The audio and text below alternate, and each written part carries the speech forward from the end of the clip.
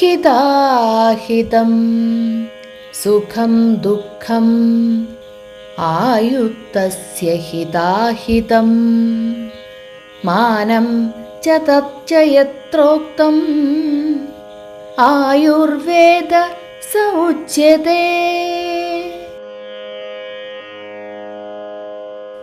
ഭാരതീയ ആയുർവേദമെന്നാൽ കേരളീയ ആയുർവേദമായിരുന്നു ഒരു കാലത്ത്. വേദോപനിഷത്തുകളിൽ നിന്നും ഋഷിവര്യന്മാരിൽ നിന്നും ഉരുവം കൊണ്ട ഈ ചികിത്സാശാഖയുടെ ഈറ്റില്ലമായ കേരള ഭൂവിൽ കാലത്തെ അതിജീവിച്ച് സഹകരണാടിസ്ഥാനത്തിൽ ഒരു ചികിത്സാ സമാജം നിലനിൽക്കുന്നുണ്ട്. പാരമ്പര്യവും ചിട്ടയും തനിമയും കൈവിടാതെ 1.25 നൂറ്റാണ്ടിലെത്തുമ്പോഴും സഹജീവികൾക്ക് ക്ഷേമവും ആരോഗ്യവും പ്രദാനം ചെയ്ത് നിലനിൽക്കുകയാണ് കേരളീയ ആയുർവേദ സമാജം. ശതോത്തര ജൂബിലി ആഘോഷങ്ങൾക്ക് വരും വർഷത്തേക്ക് തയ്യാറെടുക്കുന്ന ആയുർവേദ സമാജത്തിൻ്റെ ചരിത്ര വഴികളെക്കുറിച്ചും ചികിത്സാ പെരുമയെക്കുറിച്ചും പറയുകയാണ് 2 ഭാഗങ്ങളിലായി. കേരളീയ ആയുർവേദ സമാജം, ചികിത്സയുടെ ശതോത്തര മഹിമ.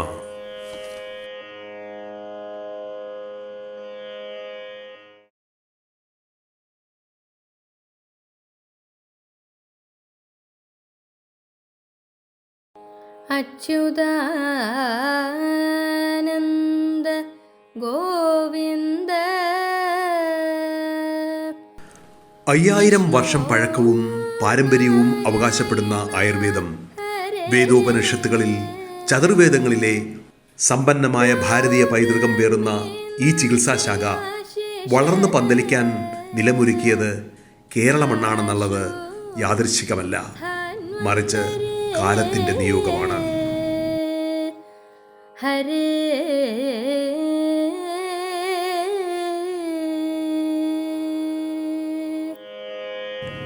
വടക്ക് കോട്ടയ്ക്കലും മധ്യകേരളത്തിൽ ഷൊർണൂരും തെക്ക് തിരുവിതാംകൂറും ആയുർവേദത്തെ പരിലാളിച്ചപ്പോൾ കാലാതീതമായി ആ ബഹുമതി ഇന്നും നിലനിർത്തുവാൻ ഷൊർണൂറിന് കഴിയുന്നു എന്നത് ശ്രദ്ധേയമാണ്.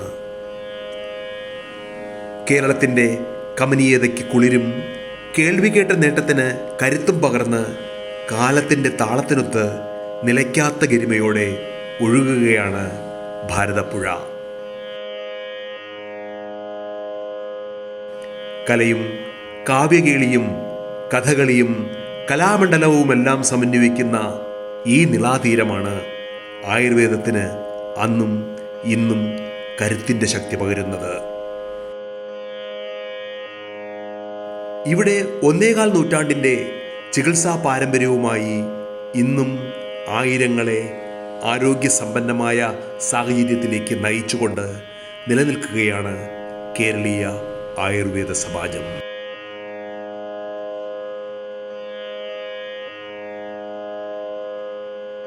സഹകരണാടിസ്ഥാനത്തിൽ കൊച്ചി രാജാവും കോഴിക്കോട് സാമൂതിരിയും ചേർന്ന് വിഭാവനം ചെയ്ത ആയുർവേദ സമാജം 1902 രൂപം കൊണ്ടെങ്കിലും 1914 ചെറുതുരുത്തിയിലായിരുന്നു ഇന്നത്തെ രൂപത്തിൽ സാക്ഷാത്കാരം പ്രാപിച്ചത്.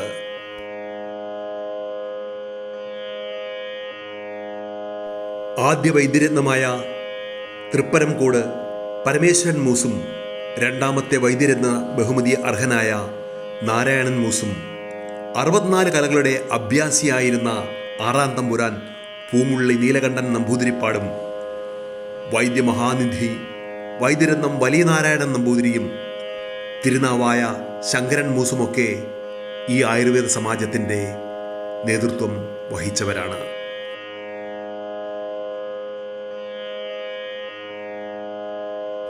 ഈ മഹാരഥന്മാരുടെ കാലാതീതമായ പിന്തുണയോടെ കാലത്തെ അതിജീവിച്ച് സമ്പന്നമായ ചികിത്സാ പാരമ്പര്യവുമായി ഇന്നും തുടരുകയാണ് കേരളീയ ആയുർവേദ സമാജം. 1956 കേരള സംസ്ഥാന രൂപീകരണത്തിന് മുമ്പ് തന്നെ 42 വർഷങ്ങൾക്ക് മുമ്പ് തിരുവിതാംകൂറും കൊച്ചിയും കോഴിക്കോടും സമന്വയിപ്പിച്ചുകൊണ്ട് കേരളീയമെന്ന നാമകരണം നൽകി സഹകരണാടിസ്ഥാനത്തിൽ തുടങ്ങിയ ഈ സമാജം ദീർഘവീക്ഷണത്തിൻ്റെ 1.25 നൂറ്റാണ്ട് കടക്കുന്നു എന്നത് പുതുതലമുറയ്ക്ക് അതിശയകരമായിരിക്കാം.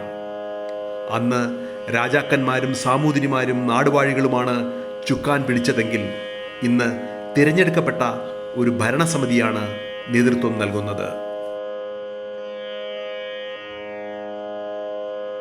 ചിട്ടയും പാരമ്പര്യ തനിമയിൽ ഊന്നിയതുമായ ചികിത്സാ രീതികളാണ് ഇവിടെ അവലംബിക്കുന്നത്. രോഗത്തെയല്ല, രോഗിയെ അറിഞ്ഞാണ് ചികിത്സിക്കേണ്ടത്. ഡോക്ടർമാർ കണ്ട് പരിശോധിച്ച് ഓരോ രോഗികൾക്കും വേറിട്ട ചികിത്സ നിർദ്ദേശിക്കുന്നു. അവർക്കുള്ള ഔഷധക്കൂട്ടുകൾ പിന്നെ തയ്യാറാക്കലായി. രസായന അരിഷ്ടാദികളുണ്ടാവാം, പഥ്യങ്ങളുണ്ടാകാം, മാർഗനിർദ്ദേശങ്ങളും ഉണ്ടാകാം. കേരളത്തിൽ ആയുർവേദം ഉടലെടുത്ത ശേഷം ആദ്യമായി കിടത്തി ചികിത്സയ്ക്ക് രൂപം നൽകിയത് ഈ സമാജമായിരുന്നു എന്നത് ചരിത്രം. ഇന്നും ആ ചരിത്ര വഴി പിന്തുടർന്ന് യഥാവിധി ചികിത്സകൾ ചിട്ടവട്ടങ്ങൾ അനുസരിച്ച് നൽകുന്നു എന്നത് ആയുർവേദത്തിൻ്റെ മേന്മ കൂടിയായി വേണം കാണാൻ. ശുക്ലാംബരധരം വിഷ്ണു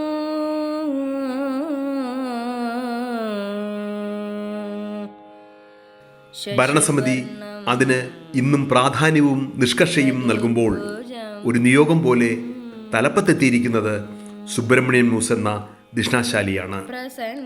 വൈദ്യനല്ലെങ്കിലും വൈദ്യ കുടുംബത്തിന്റെ മഹനീയ പാരമ്പര്യത്തിനുടമയാർന്ന സുബ്രഹ്മണ്യൻ മൂസ് ഭരണസമിതി പ്രസിഡന്റ് എന്നതിലുപരി കടന്നു വന്ന കാലത്തിന്റെ മഹത്വത്തിനും ലാളിത്യ ജീവിതത്തിനും കുടചൂടുന്ന വ്യക്തി കൂടിയാണ്. അതുകൊണ്ട് തന്നെ ആയുർവേദ സമാജത്തിന്റെ ചരിത്ര വഴികളെക്കുറിച്ച് പറയുമ്പോൾ സുബ്രഹ്മണ്യൻ മൂസിന് 100 നാവാണ്. ഭാരതീയ സംസ്കാരത്തിൻ്റെ ഒരു ഭാഗമാണ് ആയുർവേദം എന്നുള്ളതിന് യാതൊരു സംശയവുമില്ല. നൂറ്റാണ്ട് പഴക്കമുള്ള ഈ പ്രസ്ഥാനം അതിൻ്റെ ആരംഭ കാര്യങ്ങളെ സംബന്ധിച്ച് എൻ്റെ പ്രിയപ്പെട്ടവരൊന്ന് അറിയേണ്ടതാണ്. അത് മറ്റൊന്നും കൊണ്ടല്ല, ഋഷിതുല്യരായിട്ടുള്ള ഭിഷഗ്വരന്മാർ നൂറ്റാണ്ടുകളായിട്ടുള്ള അദ്ദേഹത്തിൻ്റെ അനുഭവജ്ഞാനങ്ങളാണ് ഇവിടെ നമ്മൾ പ്രാവർത്തികമാക്കിക്കൊണ്ടിരിക്കുന്നത്. എനിക്ക് തോന്നുന്നു കൊച്ചി രാജാവും അതുപോലെ തന്നെ കോഴിക്കോട് സാമൂതിരിയും യുദ്ധത്തിന് വേണ്ടിയിട്ടേ അവർ ഫേസ് ടു ഫേസ് ആയിട്ട് വന്നിട്ടുള്ളൂ എന്നുള്ളതാണ് എൻ്റെ ഒരു അറിവ്. അതുകൂടാതെ അടുത്തു വന്ന് ഒരുമിച്ച് ജനോപകാരപ്രദമായിട്ടുള്ള ചില പ്രവർത്തനങ്ങൾ ചെയ്തിട്ടുണ്ടെങ്കിൽ ഇതായിരിക്കും അതിൻ്റെ തുടക്കവും അവസാനവും. മറ്റൊരു രാജ്യത്തും ഇത് നടന്നതായിട്ട് എൻ്റെ എളിയ അറിവിലില്ല. ഈ കൊച്ചിയിലും അതുപോലെ തന്നെ കോഴിക്കോട്ടും പ്രത്യേകം സമാജത്തിൻ്റെ, അതായത് ഇതുപോലെ ആയുർവേദ ചികിത്സയ്ക്ക് വേണ്ടിയിട്ടുണ്ടാക്കുകയും 1902 പാലക്കാട്ട് വെച്ചാണ് ഈ 2 രാജവംശരും കൂടെ ഒരുമിച്ച് ചേർന്ന് ഒരു പൊതുയോഗം കൂടി കേരളീയ ആയുർവേദ സമാജം എന്ന് പേരിട്ടുകൊണ്ട് ഈ ഒരു പ്രസ്ഥാനത്തിൻ്റെ തുടക്കം കുറിക്കുന്നത്. അവിടെ അത് പറയുമ്പോൾ എനിക്ക് പ്രത്യേകം ഓർമ്മിക്കാനുള്ളത് 1956 മാത്രമാണല്ലോ കേരളം എന്നുള്ള രൂപം വന്നത്. അതിനേതാണ്ട് 45-50 വർഷങ്ങൾക്ക് മുമ്പേ കേരളം എന്നുള്ള വാക്ക് പറയുകയും ഇതുപോലെ ജനോപകാരപ്രദമായിട്ടുള്ള ചില കാര്യങ്ങൾക്ക് വേണ്ടിയിട്ട് ഇങ്ങനെയൊരു പ്രസ്ഥാനം രൂപീകരിച്ചു എന്നുള്ളതാണ് നമുക്ക് അഭിമാനാർഹമായിട്ടുള്ളൊരു കാര്യം. കേരളീയ ആയുർവേദ സമാജത്തിൻ്റെ നാൾ വഴികളെക്കുറിച്ചും ചികിത്സാ മികവിനെക്കുറിച്ചും പറയുന്നതിനൊപ്പം എടുത്തു പറയേണ്ട ഒരു വസ്തുതയാണ് നിലവിലെ മുഖ്യ ഉപദേശകന്റെ സാന്നിധ്യം. ഇത് അഷ്ടവൈദ്യൻ ദിവാകരൻ മൂസ്. അഷ്ടവൈദ്യ പാരമ്പര്യത്തിൻ്റെ മൂല്യത്തായ വഴികളിലൂടെ നടന്ന് കേരളീയ ആയുർവേദത്തിന് അളവില്ലാത്ത സംഭാവനകൾ നൽകിയ കുടുംബത്തിലെ പ്രതിഭാധനനായ ഭിഷഗ്വരശ്രേഷ്ഠൻ.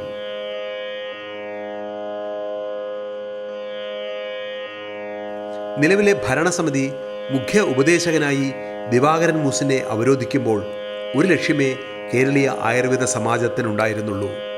സമ്പന്നമായ പോയകാല പാരമ്പര്യം ഇവിടെ നിലനിർത്തി ആയുർവേദത്തെ പ്രചാരമാക്കുക എന്നത്.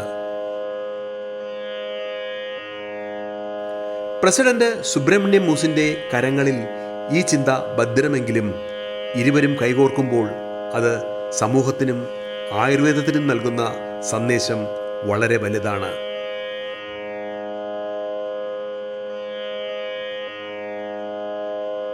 നൂറ്റാണ്ട് പിന്നിട്ട ചരിത്ര വഴി ദിവാകരൻ മൂസ് ഓർമ്മിപ്പിക്കുന്നതും അതുകൊണ്ട് തന്നെ. അതായത് സമാജം എന്ന് പറഞ്ഞ് ആദ്യം തുടങ്ങിയത് ഇവിടെ ഒന്നുമല്ല, കോഴിക്കോട് ചാലപ്പുറം എന്നുള്ള സ്ഥലത്ത് കേരള സമാജം എന്ന് പറഞ്ഞിട്ടൊരു പേരിലൊരു ഇത് ഇത് തുടങ്ങി. അതിനുശേഷം അത് അന്ന് കൊച്ചി മഹാരാജാവും സാമൂതിരിയും സഹകരിച്ചുകൊണ്ട് PS വാര്യരാണ് അതിൻ്റെ ഒരു ഇത് കോട്ടയ്ക്കൽ അരിശാല സ്ഥാപിച്ച PS വാര്യരാണ് അതിൻ്റെ ആദ്യത്തെ ഒരു സംരംഭം തുടങ്ങിയത്. പിന്നീട് PS വാര്യർ മറ്റൊരു ഭാഗത്തേക്ക് മാറിയപ്പോൾ ഇത് കുറച്ച് നാൾ നാഥനില്ലാതെ ഒരു സമ്പ്രദായമായി. പിന്നെ അവിടുന്ന് തിരിച്ച് അത് ചെറുതുരുത്തി വന്ന്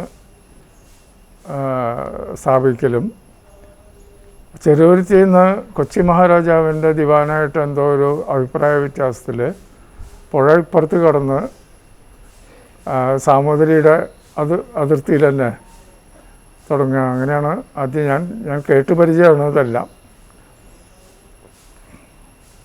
അങ്ങനെ അതിനുശേഷം പിന്നെ അതിങ്ങനെ പലരായിട്ട് ഭരിച്ചുകൊണ്ടിരുന്നു. അങ്ങനെ കുറേശ്ശെ അതിൻ്റെ പേരും പെരുമയൊക്കെ വന്നു തുടങ്ങി.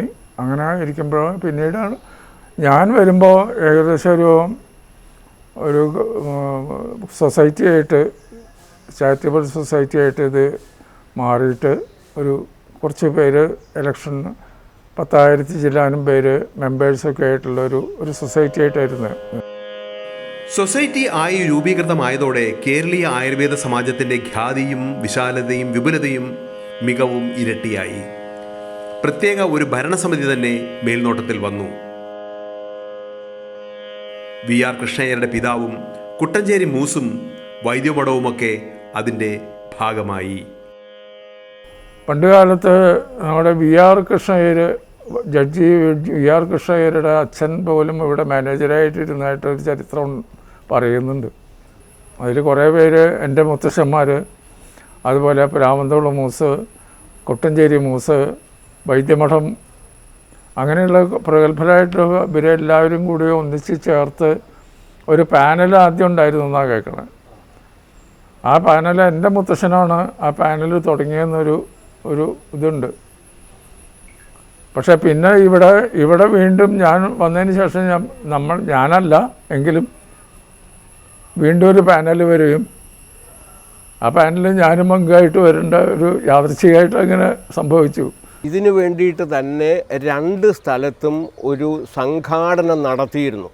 സംഘാടനം നടത്തിയിട്ട് അവർ പൂർവികരായിട്ടുള്ള നമ്മളുടെ, അതായത് ഇപ്പോൾ ആദ്യത്തെ തൃപ്രങ്ങോട് പരമേശ്വര മൂസുണ്ട്, അതുപോലെ തന്നെ നാരായണ മൂസുണ്ട്. 3ാമത്തെ വൈദ്യരത്നം കിട്ടിയിരിക്കുന്നത് നമ്മുടെ പ്രിയങ്കരനായിട്ടുള്ള കോട്ടയ്ക്കലിൻ്റെ സ്ഥാപകൻ PS വാര്യർ അവർക്കാണ്. അദ്ദേഹവും ഇവിടുത്തെ ഭാരവാഹിയായിരുന്നു, ഇവിടുത്തെ ഒരു സെക്രട്ടറി ആയിരുന്നു. PS വാര്യർ എന്നൊക്കെ ഞങ്ങൾ പറയുന്നത് ഞങ്ങൾക്കൊരു അഭിമാനമായിട്ടാണ് ഞാൻ കാണുന്നത്. പിന്നെ വലിയ വലിയ മഹാരഥന്മാരായുള്ള അഷ്ടവൈദ്യന്മാരും മറ്റുള്ള മൂസുമാരും ബാക്കി എല്ലാവരും ഇവിടുത്തെ ചികിത്സകന്മാരായിരുന്നു.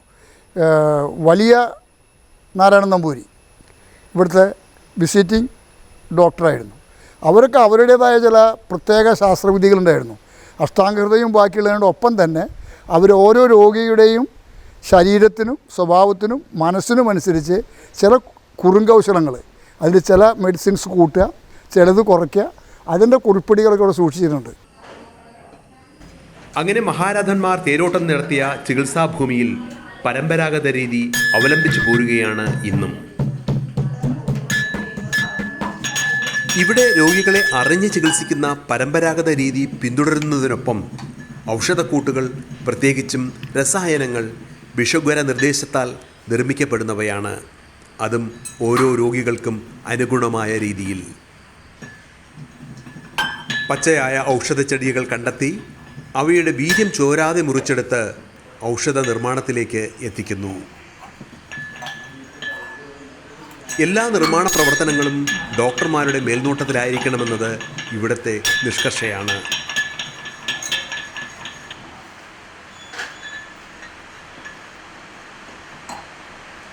ഔഷധ നിർമ്മാണത്തിന് ഇത്തരം പുളിവിറക് ഉപയോഗിക്കുന്ന അപൂർവം ഇടങ്ങളിലൊന്നാണ് ഈ കേരളീയ ആയുർവേദ സമാജം.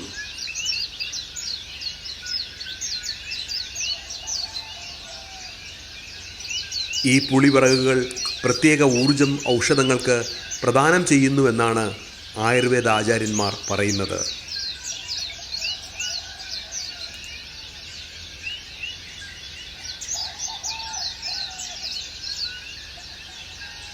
അതിന് അഷ്ടവൈദ്യന്മാരുടെ നിർദ്ദേശമനുസരിച്ച് മാത്രമാണ് ഞങ്ങൾ ഇപ്പോഴും കൊണ്ടുപോകുന്നത്. അതായത് പുളിവിറക് കൊണ്ട് തന്നെയാണ് കഷായങ്ങൾ ഉണ്ടാക്കുന്നത്. അതുപോലെ തന്നെ വേണ്ട നിയമം അനുസരിച്ച് ഈ അഷ്ടവൈദ്യന്മാർ പറയുന്നത് പോലെ തന്നെ കൈകൊണ്ട് തന്നെ നമ്മളുടെ സഹോദരിമാരിരുന്ന് ഗുളിക ഉരുട്ടി ഉണ്ടാക്കുന്ന പ്രസ്ഥാനം ഉണ്ടോ എന്ന് ചോദിച്ചാൽ എൻ്റെ അറിവിൽ ഇവിടെ അല്ലാതെ വേറെ ഒരു അറിവില്ല. അങ്ങനെ ആ പാരമ്പര്യം അനുസരിച്ച് തന്നെ കഷായങ്ങളും അതുപോലെ തന്നെ അരിഷ്ടങ്ങളും ഗുളികകളും ഉണ്ടാക്കുന്നു. ആയുർവേദം എപ്പോഴും ചികിത്സകൾ പ്രധാനം ആരോഗ്യ സംരക്ഷണമാണ്. അതിനാണ് പ്രാധാന്യം. ചികിത്സ അതേ ഭാഗം വേറെയാണ്. ഇപ്പോൾ അഷ്ടാംഗഹൃദയത്തിൽ തന്നെ 2-3 അധ്യായങ്ങൾ പറയുന്നത് എങ്ങനെ ആരോഗ്യത്തോടുകൂടി ജീവിക്കാം, രോഗമില്ലാതെ എങ്ങനെ ആരോഗ്യത്തോടു കൂടി ജീവിക്കാം എന്നാണ്. ആ ഒരു ഇതിനെ ഉദ്ദേശത്തിനാണ് ശരിക്കും ഇവിടെ ഇത് തുടങ്ങിയത്. രോഗമില്ലാതെ ആരോഗ്യത്തോടെ ജീവിക്കുവാനുള്ള ആയുസ്സിൻ്റെ വേദമാണ് ആയുർവേദം. കാലം മാറിയപ്പോൾ രോഗനിർണയ രീതികളും ഇവിടെ മാറുകയാണ്. ആധുനിക ശാസ്ത്രത്തെ കൂട്ടുപിടിച്ച് രോഗനിർണയം കുറ്റമറ്റതാക്കുകയാണ്.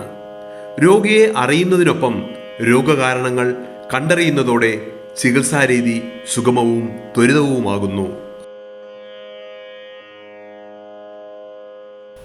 ഇപ്പോൾ മോഡേൺ ലെവലിൽ നമ്മളിത് ഇപ്പോൾ ലാബുകൾ ഉപയോഗിച്ചിട്ട് മോഡേൺ മെഡിസിൻ ചെയ്യുന്ന പോലെ തന്നെ ഓരോരോ രോഗങ്ങളെക്കുറിച്ചും മോഡേൺ മെഡിസിനിൽ ഉപയോഗിക്കുന്ന ലാബിലത്തെ ആ സൗകര്യങ്ങൾ ഉപയോഗിച്ച് അത് ഐഡൻറ്റിഫൈ ചെയ്ത് അതിന് വേണ്ട ചികിത്സ നമ്മുടെ പൗരാണികമായ ഒത്തൻറ്റിക്കായിട്ടുള്ള ആ രീതിയിൽ ഉണ്ടാക്കുന്ന മരുന്നുകളിലൂടെ കൊടുത്ത് അത് മാറ്റുന്നു എന്നുള്ളതാണ്.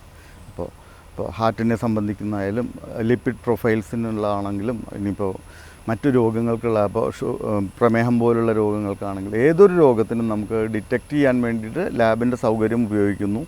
ഒപ്പം മരുന്നുകൾ നമ്മുടെ ആചാര്യന്മാർ നിഷ്കർഷിച്ച അതേ രീതിയിൽ തന്നെ നമ്മുടെ ഒരു സമ്പ്രദായം തന്നെ ഉണ്ട്. സമ്പ്രദായം എന്നുള്ള രീതിയിൽ തന്നെയാണ് ഇവിടെ ഉണ്ടാക്കുന്നത്. കേരളീയ ആയുർവേദ സമാജത്തിൻ്റെ സമ്പ്രദായത്തിനനുസരിച്ച് ഇവിടെ ഉണ്ടാക്കിയിട്ട് ആ മരുന്നുകളാണ് ഇവിടുത്തെ നല്ല പ്രാക്ടീസുള്ള ഡോക്ടർമാരിലൂടെ നമ്മൾ കൊടുത്ത് വേണ്ട കാര്യങ്ങൾ ചെയ്യുന്നത്. പിന്നെ പാരമ്പര്യം വിട്ടിട്ടുള്ള ഒരു മരുന്ന് നിർമ്മാണമോ ഒരു പരിപാടിയോ ഇവിടെ നടക്കില്ല. ഇവിടെ ഇപ്പോൾ അടുപ്പിലാണ് കത്തിക്കുന്നത്. പ്രധാനപ്പെട്ട സാധനങ്ങളൊക്കെ തൈലങ്ങളൊക്കെ വിറക് കത്തിച്ച് അടുപ്പിലുണ്ടാക്കുന്നു. അതുപോലെ തന്നെ എല്ലാ സംവിധാനങ്ങളും ഗുളികൾ കൈകൊണ്ട് അത് എടുത്തുണ്ടാവും. ഗുളികൾ കൈകൊണ്ട് ഉരുട്ടണം. അതിലെന്താ കാരണം വെച്ചാൽ ഞാൻ പറയുന്നത് ഡയർ ഉപയോഗിച്ചാൽ കുഴപ്പമുണ്ടായിട്ടല്ല, എളുപ്പമാണ്, ലാഭമാണ്. പക്ഷേ ശരീരത്തിൻ്റെ മനുഷ്യൻ്റെ ഈ ചൂടും ആ മരുന്നും കൂടി ഒരു ബന്ധം വരുന്നതാണ് പഴമക്കാരുടെ. വൈദ്യത്തെക്കുറിച്ച് എനിക്ക് അത്ര വലിയ അറിവൊന്നുമില്ല. ഞാൻ സാമൂഹ്യ രംഗത്തും സംസ്കാര രംഗത്തും അധ്യാപന രംഗത്തും മാത്രമേ എനിക്ക് പരിചയമുള്ളൂ. പക്ഷേ ഈ രംഗത്തുള്ള വിദഗ്ധന്മാർ പറയുന്നത് അതിൻ്റേതായ ഗുണമുണ്ടെന്നാണ്. ഇവിടെ ആ യോഗമനുസരിച്ച് ചേർക്കേണ്ട ഒരു മരുന്ന് കിട്ടിയില്ലെങ്കിൽ ആ മരുന്ന് ഉണ്ടാക്കില്ല. ആ കൃത്യമായിട്ടുള്ള മരുന്ന്, ഇപ്പോൾ കുങ്കുമപ്പൂവ് എന്ന് വെച്ചാൽ കൃത്രിമമായിട്ടുള്ള നാടൻ സാധനങ്ങളൊക്കെ കിട്ടും, വില കുറഞ്ഞും കിട്ടും, അത് ഉപയോഗിക്കില്ല. ആ ശരിക്കുള്ള കുങ്കുമത്തിൻ്റെ പൂവ് കിട്ടിയാൽ മാത്രമേ ആ നിർദ്ദിഷ്ടമായിട്ടുള്ള മരുന്ന് ഇവിടെ ഉണ്ടാക്കുള്ളൂ. അതാണ് ഇവിടുത്തെ പ്രത്യേകത. മരുന്ന് നിർമ്മാണത്തിൽ നമ്മൾ വളരെ കണിശമാണ്. ഇവിടുത്തെ ഏറ്റവും വലിയ നമ്മുടെ പ്രശസ്തി, നമ്മുടെ മരുന്നിന് വില കൂടിയാലും താരതമ്യേന ഇത്തരം മരുന്നുകൾ ഉപയോഗിക്കുമ്പോൾ സ്വല്പം വില കൂടാതിരിക്കാൻ നിവൃത്തിയില്ല. ഈ പാരമ്പര്യ രീതിയിൽ ഉണ്ടാക്കുകയും യഥാർത്ഥത്തിൽ അതിന് വേണ്ട മരുന്നുകൾ മാത്രം ആ നിശ്ചിത യോഗമനുസരിച്ചുള്ള മരുന്നുകൾ മാത്രം ചേർക്കുകയും ചെയ്യുമ്പോൾ ഉണ്ടാകുന്ന വില കൂടുതലുണ്ട്. എങ്കിൽ പോലും നമ്മുടെ മരുന്നിന് വളരെ ഡിമാൻഡുണ്ട്.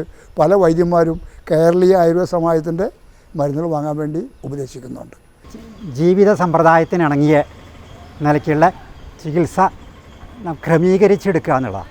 പാരമ്പര്യവും ആധുനികതയും കൂടി കോർത്തിണക്കിയിട്ട്, അതായത് മരുന്നുകൾ അതേപോലെ ചികിത്സാ സമ്പ്രദായങ്ങൾ അതേപോലെ. ഇപ്പോൾ ഇവിടെ പഞ്ചകർമ്മ എന്ന് പറഞ്ഞു വെച്ചാൽ എല്ലാ സ്ഥലങ്ങളിലും പഞ്ചകർമ്മ ഉഴിച്ചിൽ കേന്ദ്രമാണെന്ന് വെച്ചാൽ ഒറ്റ ഉഴിച്ചിലുകാരനെ ഉണ്ടാവുള്ളൂ, ഒരു തെറാപ്പിസ്റ്റേ ഉണ്ടാവുള്ളൂ. ഇവിടെ 2 പേരാണ്. കാരണം ഇവിടുത്തെ സമാജം സമ്പ്രദായം എന്ന് പറഞ്ഞൊരു സമ്പ്രദായമുണ്ട്. ആ സമ്പ്രദായം വികസിപ്പിച്ചെടുത്തിരിക്കുന്നതെന്ന് വെച്ചാൽ ഇവിടെ ഉണ്ടായിരുന്ന മൺമറഞ്ഞു പോയ ഇതിൽ ആയുർവേദത്തിന് തുറയായിട്ടുള്ള പലവരും ചേർന്നിട്ടാണ്. കാരണം എന്ന് വെച്ചാൽ അതിൽ പല വിഷയങ്ങളും ഉണ്ട്. കാരണം ഇപ്പോൾ ഒരു ശരീരത്തിലെ ഭൂതങ്ങളാലാണ് ആ ഒരു ശരീരം നിലനിൽക്കുന്നത്. അതിൽ അഗ്നി കൂടുതലുണ്ടെങ്കിൽ ചിലവരതിൽ അഗ്നി കൂടുതലുള്ളവർക്കുണ്ടാവാം, അവർക്കാണ് ഈ വയറ് കാളൽ മറ്റുള്ളതൊക്കെ വരുന്നത്. ഗ്യാസ് കൂടുതലുണ്ടാവും. പക്ഷേ ഈ ഗ്യാസ് കൂടുന്ന ശരീരത്തിൽ ചിലപ്പോൾ ജലാംശം കൂടും. ഈ ജലാംശം കൂടുന്നവർക്ക് ഈ ഗ്യാസ് നിലനിൽക്കില്ല, അവർക്ക് ഗ്യാസ് പുറന്തള്ളും. അതാണ് കീഴ്ശ്വാസമായിട്ടും പുറശ്വാസമായിട്ടും പുറത്തേക്ക് വരുന്നത്. എന്നാൽ ഈ ഗ്യാസ് ദഹനക്കേടിനെ ബാധിക്കും. അപ്പോൾ ആ തരത്തിൽ അതിന് ദഹനക്കേടിന് നമ്മൾ ചികിത്സ കൊടുത്താലേ ഈ ഗ്യാസിൻ്റെ മാറുള്ളൂ. അങ്ങനെയുള്ള പല വിഷയങ്ങളും അപ്പോൾ അതിന് ചരകസംഹിതയിലും പറയുന്നുണ്ട്, ഈ ഭൃഗുസംഹിതയിലും പറയുന്നുണ്ട്. അതുപോലെ എല്ലാ ഗ്രന്ഥങ്ങളിലും ആധുനിക പഴയ ഗ്രന്ഥങ്ങളിലൊക്കെ വേദശാസ്ത്രങ്ങളിലെ ഒരു ഭാഗമായിട്ടുള്ള ആയുർവേദത്തിൽ ഈ പഞ്ചഭൂതങ്ങളെ എങ്ങനെ നിയന്ത്രണ വിധേയമാക്കാം എന്ന ഉദ്ദേശത്തിലാണ്. ഒരു ശരീരത്തിലും ഒന്ന് അധികമായിരിക്കും, ഒരു കുറച്ച് കൂടുതലായിരിക്കും. ഇത് രണ്ടിനെയും സമതുലിതാവസ്ഥയിൽ എത്തിച്ചാലേ 5 സമതുലിതാവസ്ഥയിലുള്ളൂ. ആ നിലയ്ക്ക് ചില മരുന്നുകളിലുണ്ടാവും. ശരീരത്തിലെ പഞ്ചഭൂതങ്ങളുടെ ക്രമീകരണമെന്ന പൗരാണിക തത്വം പ്രയോജനപ്പെടുത്തുന്ന ആയുർവേദ സമാജം ആദ്യകാല കിടത്തി ചികിത്സ കേരളത്തിൽ തുടങ്ങിയ അതേ രീതി തന്നെയാണ് ഇന്നും അവലംബിക്കുന്നത്. ഒരു ശാരീരിക വൈഷമ്യം പറഞ്ഞു വരുന്ന രോഗിയെ ആവശ്യമുണ്ടെങ്കിൽ മാത്രമേ കിടത്തി ചികിത്സയുള്ളൂ. സുഖചികിത്സയ്ക്ക് ഇവിടെ പ്രാധാന്യം കൊടുക്കുന്നില്ല എന്ന് വ്യംഗ്യം. കിടത്തി ചികിത്സയ്ക്ക് ഒരു രോഗി വന്നാൽ ആ രോഗി ഈ അഷ്ടവൈദ്യന്മാരിൽ ആരെങ്കിലും അല്ലെങ്കിൽ ഞങ്ങളുടെ ഇവിടെ സീനിയർ ആയിട്ടുള്ളൊരു ഡോക്ടറെ കാണും. ആ ഡോക്ടറാണ് നിശ്ചയിക്കുന്നത് ഇപ്പോൾ എന്താണ് ആ ആളിനുള്ള ചികിത്സ. ശരി, 7 ദിവസത്തെ ചികിത്സ വേണം, അതിന് കിടത്തി ചികിത്സ വേണം, അല്ലെങ്കിൽ അതിന് ഏതെങ്കിലുമൊക്കെ ഉള്ള രീതി വേണമെന്ന് അവർ നിർദ്ദേശിക്കുന്നതിനനുസരിച്ചാണ്. അല്ലാതെ രോഗിയുടെ അനുസരിച്ചൊരു സുഖചികിത്സ എന്നുള്ളത് ഇവിടെ ഇല്ല. സാധാരണ ഇപ്പം നമ്മൾ കാണുന്നൊരു പ്രത്യേകത അതാണ്, രോഗി ഒന്ന് പറഞ്ഞിട്ടുള്ളൊരു സുഖചികിത്സയല്ല. ഭിഷഗ്വരൻ എന്താണോ പറയുന്നത് അതിനനുസരിച്ച് പാരമ്പര്യമനുസരിച്ചുള്ള ചികിത്സയാണ് ഇവിടെ കൊടുക്കുന്നതെന്നർത്ഥം. നമ്മുടെ പഴയ സമ്പ്രദായത്തിലുള്ള നിർമ്മാണത്തിന് പ്രോത്സാഹിപ്പിക്കുന്നതോട് കൂടിയിട്ട് തന്നെ ആവശ്യക്കാർ കൂടുതൽ വരുമ്പോൾ പ്രൊഡക്ഷൻ്റെ ഇതിൽ കൂടുതൽ മോഡിഫിക്കേഷൻ വരുത്തേണ്ടതായിട്ട് വരും. അപ്പോൾ നമ്മൾ ഉദ്ദേശിക്കുന്ന ഇന്ന വിറക് കൊണ്ട് ഇന്ന മരുന്ന് ഉണ്ടാക്കാൻ പറ്റുള്ളൂ എന്നൊക്കെ പറയുന്ന ശാസ്ത്രത്തിന് ചിലപ്പോൾ നമുക്കത് മാറ്റേണ്ടി വരും. അത് കമേഴ്സ്യലായിട്ട് വരുമ്പോൾ കുറച്ച് കമേഴ്സ്യലും നമ്മൾ നോക്കാതെ ഒരു സ്ഥാപനം കൊണ്ടു നടക്കാൻ ബുദ്ധിമുട്ടാണ്. അപ്പോൾ ചെറിയ ചെറിയ മാറ്റങ്ങളൊക്കെ വരും.